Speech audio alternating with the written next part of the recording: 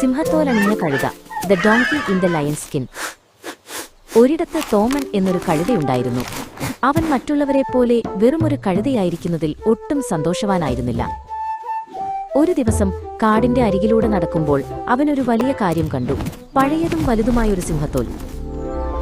എനിക്കിത് ധരിച്ചാലോ? അപ്പോൾ ആരും എന്നെ വെറുമൊരു കഴുതയായി കാണില്ല. തോമൻ ആവേശത്തോടെ ചിന്തിച്ചു.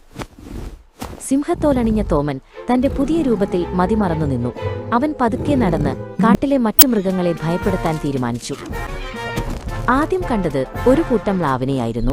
സിംഹത്തിന്റെ രൂപം കണ്ടതും ആ പാവം മൃഗങ്ങൾ പേടിച്ച് നാലുപാടും ഓട്ടി. ഇതൊരു രസമാണല്ലോ, തോമൻ മനസ്സിൽ ചിരിച്ചു. ഈ സിംഹവേഷം കാരണം എല്ലാവരും തന്നെ ഭയപ്പെടുന്നു. അവന്റെ അഹങ്കാരം കൂടിക്കൂടി വന്നു.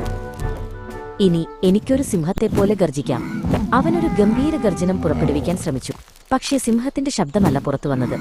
ഒരു കഴുതയുടെ ഉച്ചത്തിലുള്ള കരച്ചിലായിരുന്നു അത്. തട്ടിപ്പ് മനസ്സിലാക്കിയ മൃഗങ്ങളെല്ലാം ചിരിക്കാൻ തുടങ്ങി. സിംഹത്തോൽ ഊരിപ്പോയ തോമൻ നാണക്കേടുകൊണ്ട് തലകുനിച്ചു നിന്നു. വേറെയാരെങ്കിലും ആകാൻ ശ്രമിച്ചാൽ പരാജയപ്പെടും എന്ന സത്യം അവൻ മനസ്സിലാക്കി.